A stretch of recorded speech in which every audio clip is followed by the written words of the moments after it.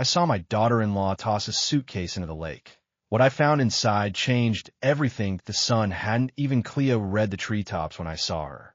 My daughter-in-law, Melissa, standing at the end of my dock in her pink bathrobe, hauling something heavy. She grunted, swung it twice, and let it fly. The splash was loud enough to wake the base that I was 72 years old, retired for 6 years, living alone in the same two-bedroom cabin I'd built with my own hands back in 1984.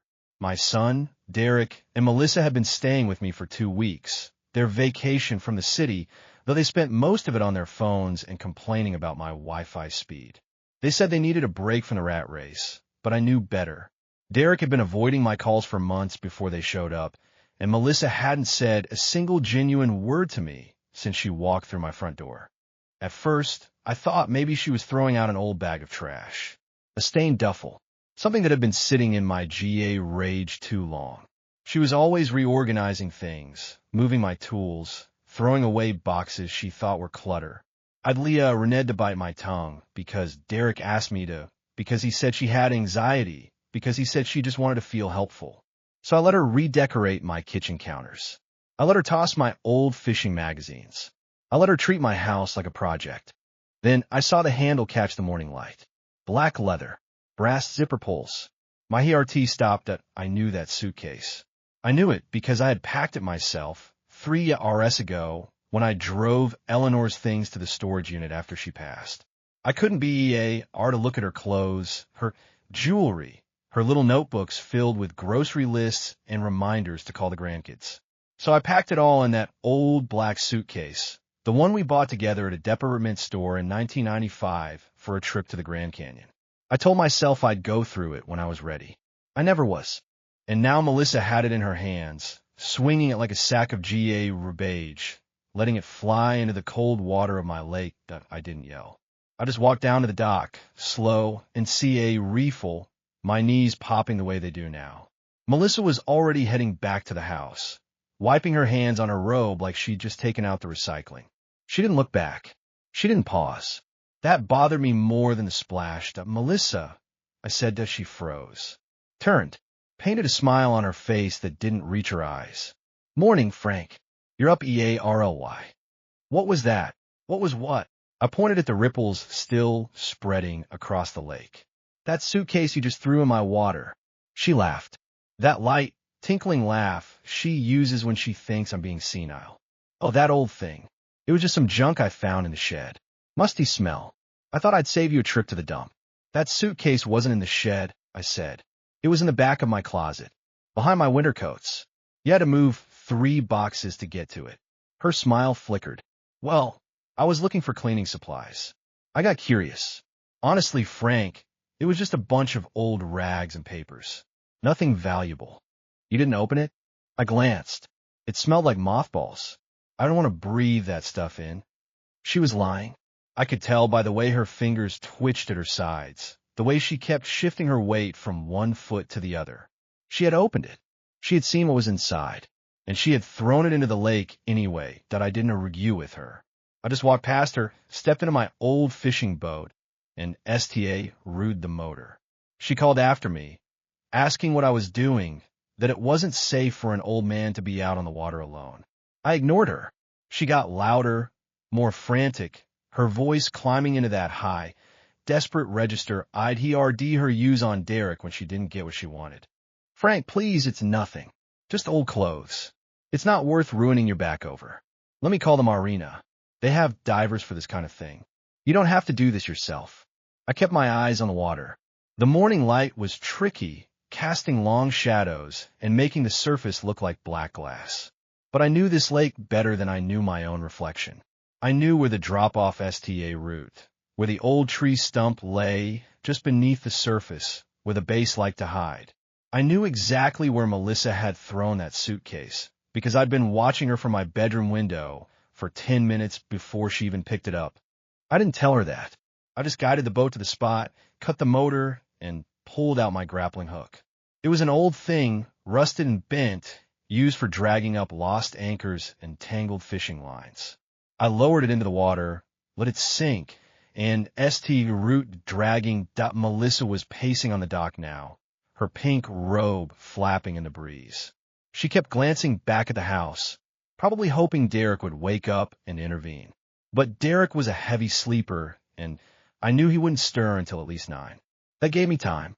The hook caught something on the second drag. I pulled gently, felt the weight shift. Then I hauled it up, hand over hand, my shoulders burning with the effort.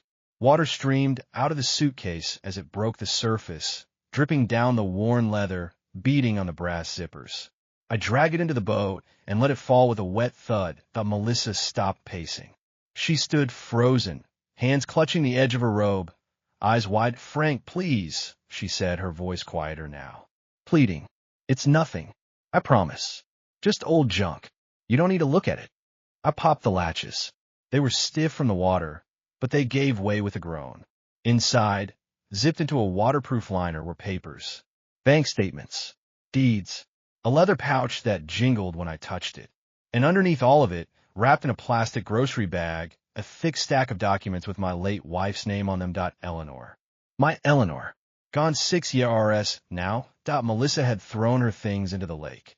Her memories. Her handwriting. Her photographs. Her will. Everything that mattered from 47 years of marriage, stuffed into a suitcase and dumped like rotten fish. I pulled out the plastic bag and opened it reefully. Inside were Eleanor's journals, the one she kept in her nightstand, filled with recipes and redeeming notes and little love letters she never mailed. There were photographs of our daughter who died at age 11 in 1988, snapshots I had kept hidden away because looking at them still felt like swallowing broken glass. There was the diamond pendant I gave Eleanor on our 30th anniversary, wrapped in a tissue, still gleaming despite the water. Melissa knew what she was throwing away. She had to know. She had opened that suitcase, seen the photographs, seen the pendant, seen the will with my name on it. And she threw it all into the lake anyway. I looked up at my daughter-in-law, and for the first time in years, I felt the cold calm I used to feel in boardrooms across 3 states. The calm that came before people lost everything. The calm that told me this wasn't an accident. This wasn't realistness. This was deliberate, calculated cruelty, and I was done pretending otherwise. "Go inside," I said. "Wake up Derek. Both of you wait in the living room." She opened her mouth. I could see the excuses forming, the lies stacking up behind her teeth like dominoes. "Now," I said as she ran. Her feet slapped against the wooden planks of the dock, then the gravel path, then the porch steps. The screen door slammed behind her. A moment later, I heard her yelling for Derek, her voice shrill and panicked. The voice of someone who knows the game is over but refuses to admit it. I sat in my boat for a long moment, holding Eleanor's pendant in my palm. The sun was higher now, burning off the mist, turning the lake into a sheet of gold. I thought about all the mornings I'd spent out here, alone with my thoughts, watching the world wake up. Eleanor used to join me, back when her knees were good and her hands were steady. We'd sit in the same boat, drink coffee from thermoses, and talk about nothing. Those were the best mornings. Melissa had tried to take those memories from me. She had tried to drown them. I tucked the pendant into my shirt pocket, close to my HRT. Then I gathered the rest of the wet papers, the photographs, the journals, and placed them reefully in a dry bag I kept under the seat for emergencies. I motored back to the dock, tied up the boat, and walked into my house like a man walking into a courtroom. Derek was already in the living room, still in his boxers, rubbing his eyes. Melissa stood behind him, arms crossed, jaw tight. She had changed out of her robe into jeans and a sweater, as if dressing for battle. She was ready to fight. She was ready to lie. She was ready to do whatever it took to save herself. She just didn't know she was fighting a man who had won every war that mattered. That Derek looked like he hadn't slept in a week. His hair was greasy, his eyes puffy, and he kept looking at Melissa for cues. That was my son, 38 years old, graduate degree, 6-figure job at a marketing firm, and he still couldn't take a piss without his wife's permission. He stood in my living room with his RMS hanging limp at his sides, a man who had spent so many years being told what to think that he forgot how to think for himself. Melissa positioned herself on the FA, our side of the couch, a RMS still crossed, chin lifted in that defiant way of hers. She was trying to look unbothered, but I noticed her foot tapping against the floorboard RDS. She was nervous. Good. I laid the suitcase contents across my dining table. The water had soaked through some of the papers, but most of it was salvageable. I spread everything out carefully, smoothing the wrinkled documents with my palm. The bank statements were hers. Melissa's. SEPA rate accounts I never knew she had. Over $100,000 RS stashed away over the past 4 years in 3 different banks across 2 states. The deeds were for properties, 2 condos in Florida, 1 in Arizona, all in her maiden name, all purchased within the last 18 months. The leather pouch held gold coins, the kind collectors pay premiums for, stacked neatly in velvet sleeves. And then there were my wife's papers. Eleanor's will, her personal journals, photographs of our daughter, Essay Ra, the one who left us too soon. Photographs Melissa had no right to touch, let alone drown. I picked up one of the photos, a faded Polaroid of Essay Ra holding a rainbow trout she caught on her 9th birthday. Her smile was wide and crooked, missing 2 front teeth. Eleanor had framed that photo and kept it on her nightstand until the day she died, that Melissa had thrown it into a lake. Derek stepped closer to the table, squinting at the bank statements. His face went pale, the color draining from his cheeks like water from a cracked glass. Mel, what the hell is this? This isn't our account. This isn't our money. I was saving for emergencies, she said flatly. You know how stressed I've been. I needed a safety net. A safety net of $100,000 RS, his voice cracked. We BA Rely have $3,000 in our joint checking account. I asked you last month if we could afford to fix the CAR, and you said we were tight. We were tight because you keep spending money on stupid hobbies. Your golf membership. Your fancy bourbon. You think money grows on trees. I spent $60 RS on bourbon, Derek said, his voice climbing. 60. You spent $100,000 and you're mad about the bourbon. Melissa didn't flinch. She just rolled her eyes and turned to me. Arriga let him yell at me in your house. Frank, is that what kind of father you are? I didn't answer. I just pulled out another document, one she must have missed when she was packing the suitcase. A certified copy of a loan agreement. Signed by Derek. Co-signed by her. For $300,000 RS. Dated 2 years ago. What's this? I held it up, letting the paper catch the morning light filtering through my curtains. Derek's face went gray. Not pale this time. Gray, like the color of old concrete. His mouth opened and closed, but no words came out. Let me help you, I said, my voice calm and even. 2 years ago, you came to me and said you had an investment opportunity. A tech STA or TUP. You said you needed seed money, but you didn't want to ask me directly because you were YMBA Rast. I told you to save up. I told you to be patient. I told you not to borrow money you couldn't afford to lose. Derek swallowed hard. I remember. But you didn't listen, I said. You went behind my back. You took out a loan against my house. My house. The one my father built in 1952, the one he passed down to me, the one you have no ownership stake in. You forged my signature on the collateral agreement. Derek shook his head frantically. No, Dad, I didn't. I never signed anything. I never even saw the paperwork. Mel said she was handling it. She said she found a private lender who would front us the money at a fair rate. She said a lot of things. I interrupted. But the signature on this document is hers, not yours. She signed your name. She forged your signature too. Derek turned to Melissa, his eyes wet with TRS he was trying to hold back. Is that true? Tell me that's not true. Melissa's mask finally cracked. Her lips tightened into a thin, white line. We needed the money. You were about to lose your job. Your boss was going to fire you for incompetence, and I had to fix it. I had to do something. You're useless, Derek. You've always been useless. You can't make a decision. You can't negotiate a contract.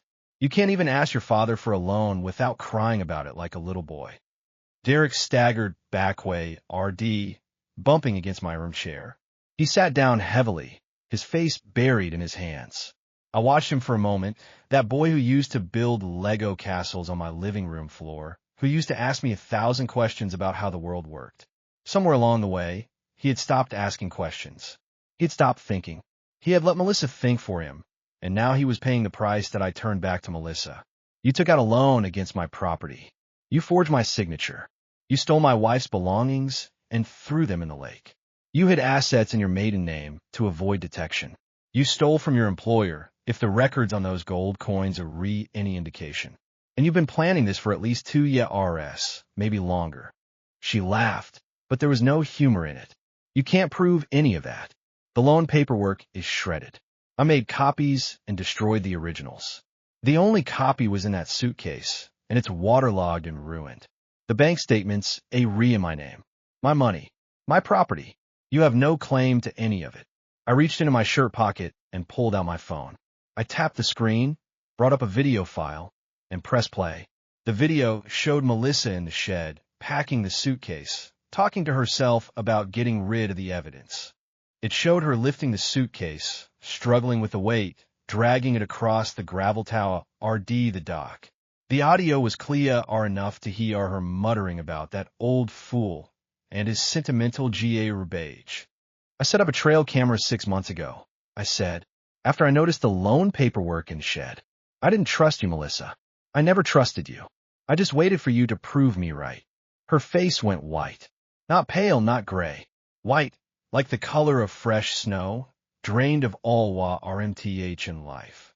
She opened her mouth, closed it, opened it again. No words came out. The sheriff is on his way, I said. So, is my lawyer. And the bank representative who flagged the loan as irregular 2 months ago. They've been trying to contact the property owner. That's me, but someone intercepted the mail. Someone with access to my mailbox. Melissa's eyes to root tower the front door. She was thinking about running. I could see it in the way her weight shifted tower the hallway. The way her fingers twitched at her sides. I wouldn't, I said. The state police have a CA at the end of the road. They've been there since 5 this morning. I made sure of it. She stopped moving. She stood still, frozen, a trapped animal with no way out. Derek lifted his head, his face streaked with TRS. Mel, just tell the truth. For once. Just tell the truth, and maybe we can fix this. There's nothing to fix, she spat. You've already ruined everything. You and your pathetic father, with his little cabin and his little fishing boat and his little dead wife. You think you're better than me. You think you're some kind of hero. You're nothing. Both of you. Nothing. I walked to the window and watched the sheriff CA pull into my driveway. Sheriff Mulligan stepped out, hat in hand, followed by 2 deputies. My lawyer, Patricia, arrived right behind them in her silver sedan, briefcase in hand. The bank representative was already waiting on my porch, having arrived 15 minutes earlier. I opened the door and let them in. Frank, Sheriff Mulligan said, nodding at me. We've got the warrant. We'll take it from here. I stepped aside and watched as they handcuffed Melissa on my living room floor.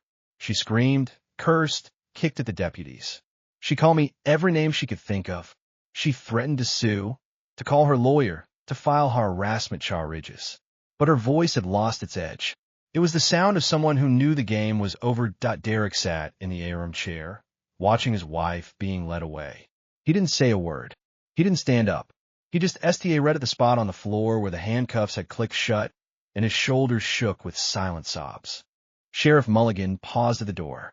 Frank, you want to press additional charges, destruction of property, theft, fraud, identity theft? We've got enough for a solid case. I have a full list, I said. My lawyer will be in touch. He nodded and closed the door behind him. The sound of the patrol CA, our engine faded down the gravel road, and then there was only the ticking of my old wall clock and the quiet weeping of my son. I walked to the dining table, gathered Eleanor's photographs in my hands, and held them close to my chest. The Polaroid of S.A. Ra with a rainbow trout. The faded wedding photo from 1976, Eleanor in her white dress, laughing at something I'd said. The snapshot of our first house in the suburbs, the one we bought with a loan from my father. Melissa had tried to drown all of it. She had failed. I placed the photos back in the dry bag, zipped it shut, and set it on the top shelf of my closet where no one would ever find it again. Then I walked back to the living room, sat down across from Derek, and waited for him to speak. It took him a long time. When he finally lifted his head, his eyes were red and swollen. His voice hoa RSE and broken. I'm sorry, Dad. I'm so sorry. I didn't know. I swear to God, I didn't know. I looked at him for a long moment. My son. My only son. The boy who used to follow me around the RD with a plastic fishing rod, asking me to teach him everything I knew. Somewhere along the way, he had stopped Leah running from me. He had sta root Leah running from her. I didn't have the RT to tell him that I'd known for months, that I'd watched his mariage crumble from a distance and done nothing, that I'd let Melissa dig her own grave because I wanted him to see the truth for himself, and instead, I just said, I know you didn't, son. I know. He broke down again, his body racked with sobs. I put my hand on his shoulder and let him cry. There was nothing else to do. The reckoning had only just begun. By noon, the sheriff had arrived.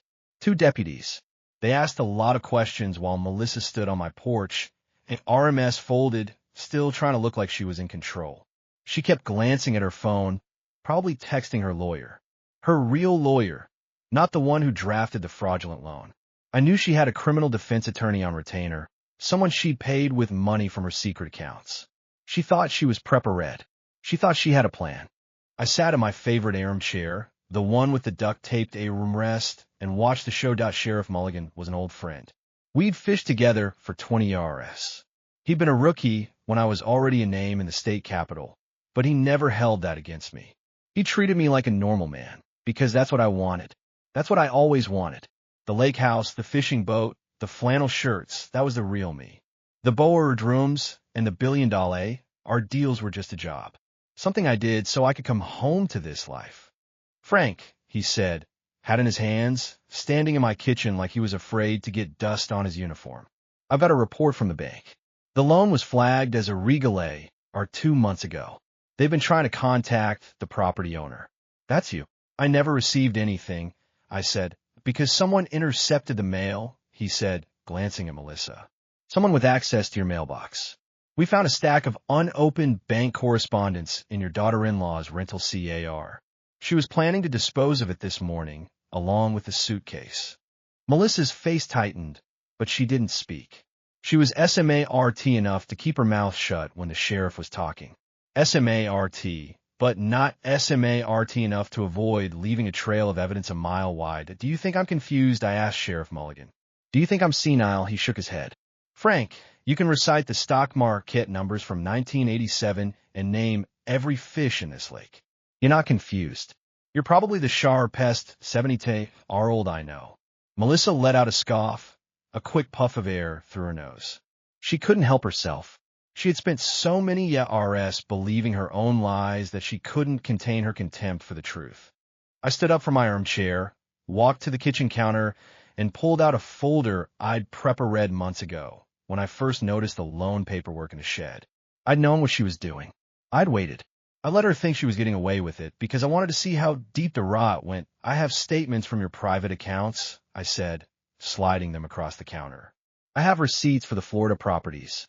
I have a recording, made by a trail camera I set up in the shed, of you moving the suitcase in there last spring. You've been planning this for over a year. Melissa's eyes widened. She had seen the camera, probably, but she didn't think it was connected to anything. She thought it was a wildlife camera, something I use to track deer and RACONS. She never checked the memory CA road. She never checked anything. She was too arrogant. You've been hiding assets from your husband, I continued. You've been hiding income from the IRS. You've been stealing from your employer. I found the gold coins in that suitcase, Melissa. The serial numbers match a theft reported by a luxury collector in Scottsdale. They've been looking for those coins for 3 RS. Her composure cracked.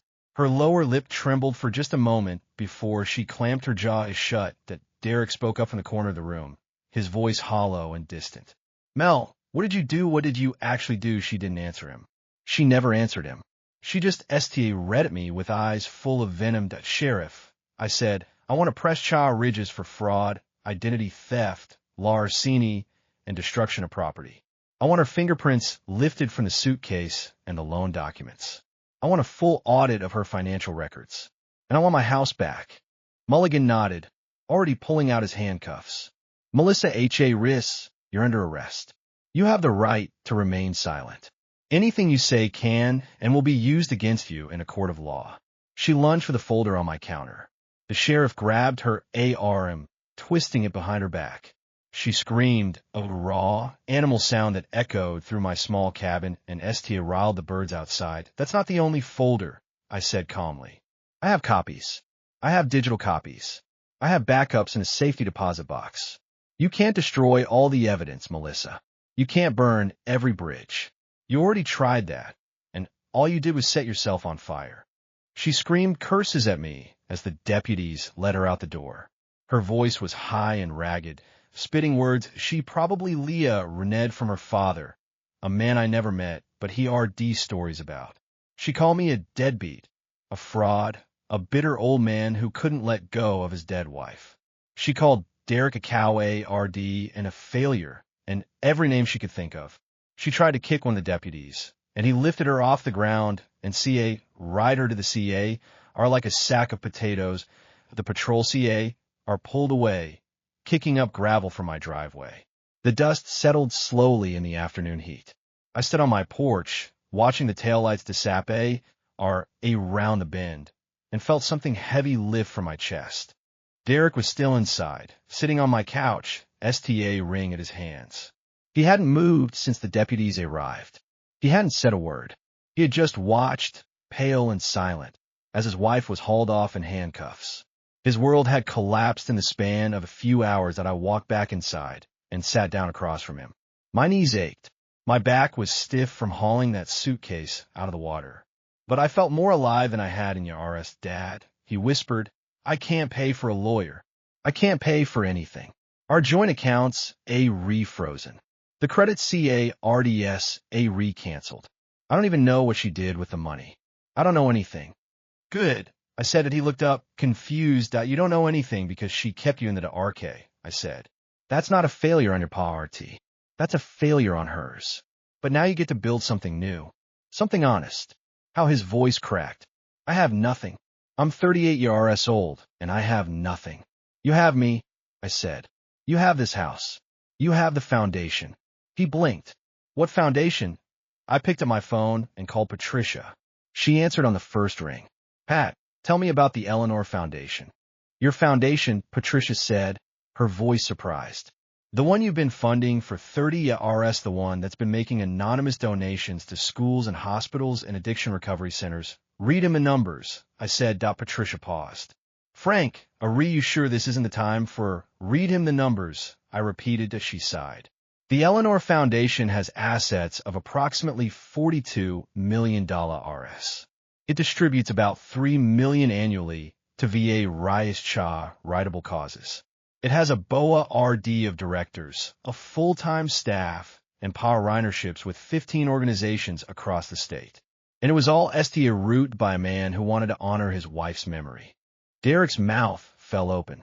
His face shifted through a dozen emotions in the span of a few seconds. Shock, disbelief, awe, and finally, shame. Dad, is that true? He whispered. I sold my Shah-Re of the firm in 2008, I said. Right before the crash. I invested the proceeds wisely. I gave a lot of it away. I kept enough to live on, and I kept the rest to build something that mattered. I named it after your mother because she was the only person who ever believed in me unconditionally. And I never knew. His voice was rely audible. I lived my whole life thinking you were a retired accountant. I was YMBA rash to tell people my dad was a pensioner. I thought you were small, Dad. I thought you were insignificant. I know you did, I said. And I let you think that because I wanted you to find your own way. I wanted you to be your own man, not a shadow of your father. He broke down then, the last dam finally collapsing. He wept like a child, his shoulders shaking, his hands covering his face. I sat beside him and put my ARM around his shoulders, the same way I used to do when he was 10, and he scraped his knee on the gravel road. And I'm sorry, Dad, he sobbed. I'm so sorry. Sure, I said. We'll get through this. One day at a time. He cried for a long time. I let him. There was no rush. The sun was still high, the lake was still blue, and the world was still turning. Melissa was gone. The lies were gone. All that was left was the truth, and the truth was something we could build on. When he finally pulled himself together, he looked at me with red, swollen eyes and asked, "What do I do now?" I smiled, the first genuine smile I'd felt in YRS. "You work. You Leah RN. You rebuild. 6 months of unpaid labor at the foundation, and we'll talk about your future." He nodded, not even hesitating. "What kind of work?" "Paperwork," I said. "Phone calls. Meetings with grantees. You'll Leah RN how to run a real organization, not sham. You'll Leah RN how to help people. And maybe, along the way, you'll Leah RN how to help yourself." "That sounds like a lot," he said. "It is," I said. "But you're not doing it alone. You've got your father." He smiled, a tired, broken smile. But it was real. It was honest. It was the smile of a man who had finally stopped running, an STA route, walking Tawa, RD something better. We sat together for a while longer, father and son, watching the light shift across the lake. The afternoon shadows grew long. The birds returned to the trees. The world settled back into its quiet rhythm. Melissa was in jail, waiting for a judge. She would be there for a long time. And I would be here in the home my father built, with my son at my side, rebuilding what she had tried to destroy. Derek stayed in the guest room for 3 days. He didn't eat. Beya relied drunk. I left sandwiches outside his door, and he RD'd picked them up when he thought I was asleep. The plates came back empty, so I knew he was at least eating something, but he never came out. He just lay in there, STA ring at the ceiling, processing the wreckage of his life. I didn't push him. I had Leah reneged long ago that men process grief differently. Some need to talk, some need to work, some need to sit in silence until the noise in their heads settles down. Derek was the silent type, like his mother had been. He needed time, and I was willing to give it to him. On the fourth morning, I made coffee, sat on the porch, and waited. The lake was glassy and still, reflecting the pale blue sky like a mirror. I watched a heron stalk the shallows, its long legs moving with patient precision. That bird knew something about waiting. It could stand motionless for an hour, watching, waiting for the right moment to strike. I've been waiting too, waiting for my son to wake up. The screen door creaked open, and Derek stepped out. He looked terrible. DARK circles under his eyes, his face gaunt and pale, his hair sticking up in every direction. He wore the same clothes he'd been in for 3 days, wrinkled and stained with coffee and TRS. He shuffled over to the porch railing and leaned against it. "STA ring out at the water to Dad," he said. I didn't know. I took a long sip of my coffee. About the loan, about any of it. I knew we had money problems. I knew she was stressed. I didn't know she was stealing. I didn't know about her boss. I didn't know about the other properties. I didn't know about any of it. I set down my mug and turned to face him. "You didn't want to know? That's different." He flinched, but he didn't argue. He knew I was right. He had spent YRS burying his head in the sand, letting Melissa make the decisions, letting her handle the finances, letting her dictate the narrative of their lives. He didn't want to know because knowing would have meant taking responsibility, and taking responsibility would have meant confronting the reality that his mariage was built on a foundation of lies. "She made me feel small," he said, his voice a rely above a whisper. "Every day, little comments. About you, about my job, about the house, about the way I chewed my food. She made me feel like I was nothing, and I believed her. I thought you were a failure. I thought we were better than you. We, me, and her. That's what she called us. We, the team. But it was always her. I was just the checkbook, the alibi, the punching bag." I nodded slowly. "I know, son. I know." He turned to face me, his eyes wet with TRS. "Why didn't you tell me? Why didn't you tell me who you were, what you had built? I spent 10 YRS thinking you were a nobody. I rasped myself in front of my wife and my friends because I thought my father was a retirement-age clerk who couldn't afford a new truck." I picked up my coffee again, took a sip, and let the silence stretch for a moment. When I finally spoke, my voice was calm and measured, the voice I used to use in boa rooms when I needed to defuse a tense situation. "I didn't tell you because I wanted you to succeed on your own. I didn't hand you money or connections because that's not how you build a man. I wanted you to struggle. I wanted you to fail. I wanted you to Leah RN. He laughed bitterly, a sharp, hollow sound. Well, I failed all right. I failed so hard, I ride a criminal. I failed so hard, I almost lost my father's house. That's your burden, I said. But you're still my son. And I still have $300,000 RS worth of loan payments to make, because that loan is in your name, and I won't let the bank take my house. He read at me, his face crumpling. I can't pay that, Dad. I don't have anything. She took everything. She hid everything. I'm broke. I know. So I will pay it. But you're going to work for me now. The foundation. 6 months of unpaid labor. Then we'll talk about your future. He blinked. The foundation, what foundation? You mentioned it before, but I didn't understand. I thought it was some local char ID. I thought it was a hobby. I pulled out my wallet and handed him a business CA road. It had my name, a phone number, and underneath it, founding P.A. Rittner, Stonebridge Financial. Then another CARD, chairman, the Eleanor Foundation. Then another, BOA road member, State Banking Commission. He read them. Read them again. His hand was shaking so hard the CARDs rattled against each other. You were never poor, he said. I was never rich in the way you wanted me to be, I said. I didn't wear suits at home. I didn't drive fancy cars. I fished. I fixed the dock. I lived my life. And I watched my son become a man who measured everything by $RS and status. He dropped the CARDs on the porch railing, his face pale. I don't understand. How did you keep this hidden for so long? The media, the tax returns, the neighbors, how?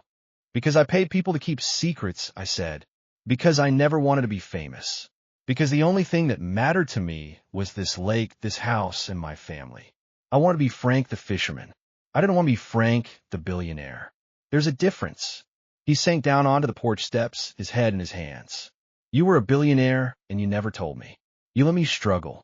You let me RRY a thief. You let me drown in debt. Why, I sat down beside him. The porch BOA RDS creaked under our combined weight. I looked out at the lake, at the herons still stalking the shallows, at the sun climbing higher in the sky. Because I needed you to hit bottom, I said. I needed you to lose everything so you could find yourself. I couldn't save you, son. I could only watch and wait. He was quiet for a long time. The heron finally caught a fish, a small silver thing that flashed in the sunlight. The bird swallowed it whole and resumed its patient watch. What do I do now? Derek asked, his voice small and lost. At first, you eat breakfast, I said. Then you shower and put on clean clothes. Then we go to the foundation office, and I show you what your mother and I built. And then you running your way back. I don't know if I can do that, he said. I don't know if I deserve that. Of course you don't deserve it, I said. You don't deserve anything. You have to EARN it. Just like I did. Just like your mother did. Nobody handed us anything. We built it with our hands and our heads and our RTS. And now you get to Leah RN how to do the same. He nodded slowly. Okay, Dad. I'll try. That's all I ask. We sat together for a while longer, watching the lake come to life. A family of ducks paddled past, trailing ripples in their wake. A motorboat hummed in the distance, someone heading out for a day of fishing. The world was still turning, still beautiful, still full of second chances. Derek stood up, wiped his eyes, and walked back inside. I heard the shower running a few minutes later, and then the sound of him rummaging through the closet for clean clothes. I finished my coffee and read at the water, thinking about Eleanor, about S.A. Ra, about all the RS I'd spent alone in this house, waiting for my son to come home. That he was here now. He was broken, but he was here. And that was enough. When he came back out, clean-shaven and dressed in a button-down shirt, he looked almost like the boy I remembered. He had the same eyes, the same set of his jaw, the same quiet determination that used to show up when he was faced with a difficult puzzle. Ready? I asked. He nodded. Ready. We walked to my truck, an old Ford with rust spots and a cracked windshield, and drove into town. The foundation office was in a converted RDWA restore downtown, a modest building with a sign that read the Eleanor Foundation in simple block letters. Nobody passing by would have guessed that $42 million RS flowed through those doors every year. I showed Derek the offices, the staff, the files. I introduced him to Patricia, who gave him a stack of grant applications to review. I showed him a photo on my desk, Eleanor and me on our wedding day, young and hopeful and full of dreams. She would have loved this, Derek said, STA ring at the photo. She would have loved what you built. She would have loved you, I said. She always did, even when you made mistakes, even when you made bad choices. She never stopped loving you. He STA root crying again, but this time there was something different in his TRS. Something like relief. Something like hope.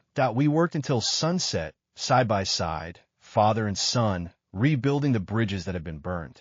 It was going to be a long road. There were going to be setbacks, failures, moments of doubt. But we were walking it together, and that made all the difference. That night, we sat on the porch and watched the STARS come out. No phones, no distractions, just the quiet hum of the lake and the crickets and the wind in the pines. Derek didn't say much, but he didn't need to. He was there. He was present. He was beginning to heal. And in the morning, we would START again. Melissa's trial made the local news, then the regional news, then the business section of a few national papers. Not because of her, but because of me, the unknown billionaire living in a lakeside shack. The retirement story that went viral. Reporters camped out at the end of my gravel road for a week, hoping to catch a glimpse of the fishermen who had quietly funded half the charities in the state. I ignored them. I had better things to do. The trial itself lasted 3 weeks. Melissa's attorney tried every trick in the book, claiming she was a victim of circumstances, that she had been under immense pressure, that she had made mistakes, but they were understandable given her abusive marriage. That last part made Derek laugh out loud in the courtroom, a bitter, broken sound that echoed off the walls. The judge had to call for order. She was convicted on all counts. Fraud, identity theft, L.A. Orsini, destruction of property. The sentencing hearing was brief and brutal. 7 to 10 years in state prison, with restitution totaling over $400,000 Rs. Her assets were liquidated, the Florida condos sold, the Arizona property forfeited, the gold coins returned to their rightful owner. Everything she had stolen was clawed back, piece by piece. I sat in the courtroom with Derek, watching her being led away in handcuffs for the final time. She didn't look back at us. She just STA read straight ahead, her face a mask of cold defiance. She would never admit she was wrong. She would never apologize. She would rot in that cell, blaming everyone else for her choices until the day she died. That I didn't feel sorry for her. I felt sorry for the person she could have been if she had made different choices. But that was her burden to CARRY, not mine. Derek threw himself into the foundation work with a desperation that bordered on obsession. He arrived at the office before anyone else, stayed late, took work home on weekends. He reneged to file paperwork, to review grant applications, to call donors and grantees and government officials. He reneged to speak with confidence about budgets and outcomes and strategic planning. He reneged to listen, really listen, to the people who came to us for help.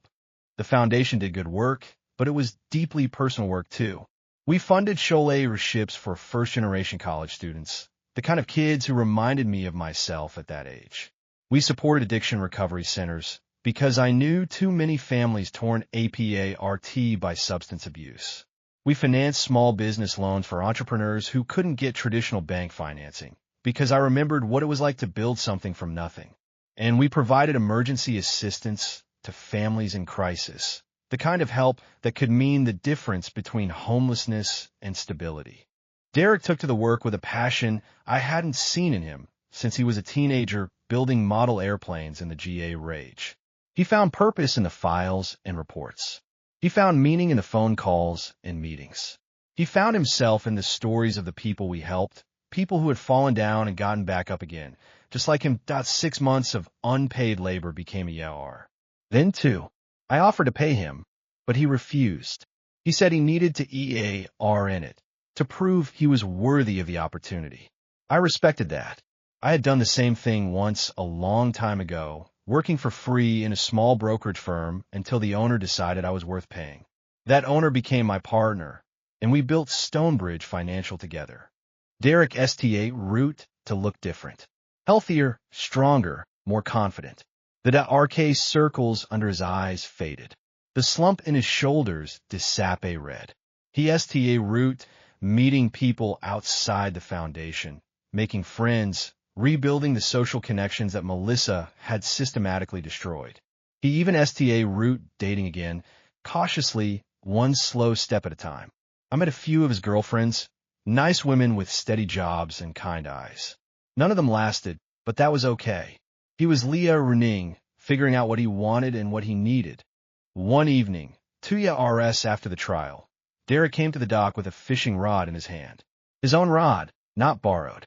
He'd taken up the hobby in his spa time, found it calmed his mind.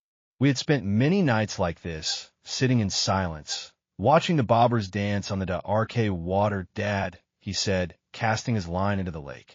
Thank you. For what? For not giving up on me. For not letting her destroy everything. For giving me a second chance when I didn't deserve it. I watched the water ripple in the moonlight. Son, I never gave up on you. I just had to wait for you to wake up. And you did. He smiled, the first real smile I'd seen in years. It took me a long time. I was so lost. I didn't know who I was without her. I didn't know what I wanted or where I was going. She had me convinced I was nothing. I remembered that feeling, the slow erosion of confidence that comes from living with a person who is determined to are you down. I had seen it happen to him in slow motion, watched him shrink and fade and disape into himself. I had tried to intervene, but he always pushed me away. So I waited, and eventually he came back. You're not nothing, I said. You never were. You just forgot who you were. He nodded, swallowing hot road. I remember now. I remember being the kid who wanted to build things. The kid who wanted to help people. The kid who believed in second chances. That kid is still in there, I said. He's just been sleeping for a long time. We fished in silence for a while, the kind of comfortable silence that only comes with time and trust. The bobbers bobbed gently in the sta light. The crickets sang their evening song. The world was quiet and peaceful and right. I talked to Patricia today, Derek said, breaking the silence. She told me you're thinking about stepping down from the Foundation BOA RD next year. She asked if I'd be interested in taking over. I nodded slowly. I'm getting old, son. 74 now. My knee's a reshot.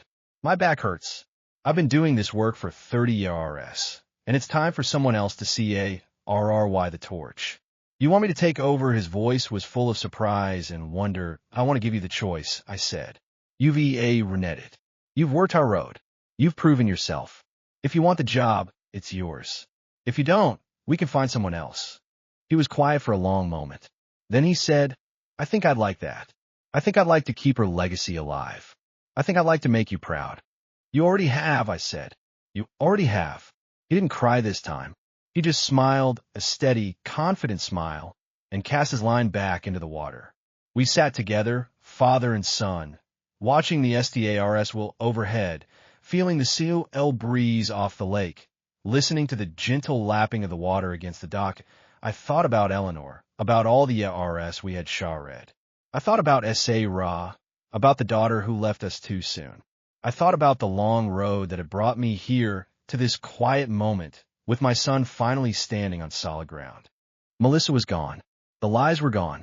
The debt was paid. The house was mine, clean and clear. And Derek was no longer the lost boy who had drifted away from me. He was a man, a good man, a man who had climbed out of the pit and found his footing, that the foundation was in good hands. The lake was still blue. The world was still turning. And I was at peace. We fished until the moon was high, then packed up our and walked back to the house. Derek paused at the screen door, looked back at the lake, and said, Dad, I think Mom will be proud of us. I put my hand on his shoulder. She is, son. She is. We went inside, made tea, and talked into the RLY hours of the morning. We talked about the past, the mistakes we had made, the lessons we had learned. We talked about the future, the foundation, the plans we had for the years ahead. We talked about everything and nothing, the way families do when they've survived something terrible and come out stronger on the other side. When I finally went to bed, I looked at the photograph of Eleanor on my nightstand and smiled. She was smiling back at me, the way she always did, her eyes full of love and light. I slept better that night than I had in Yaris. I didn't dream of Melissa or the trial or the suitcase in the lake. I dreamed of S.A. Ra, fishing on the dock, her laughter ringing across the water like a bell in the morning. I woke up to the sound of Derek making breakfast in the kitchen. The smell of bacon and coffee filled the house.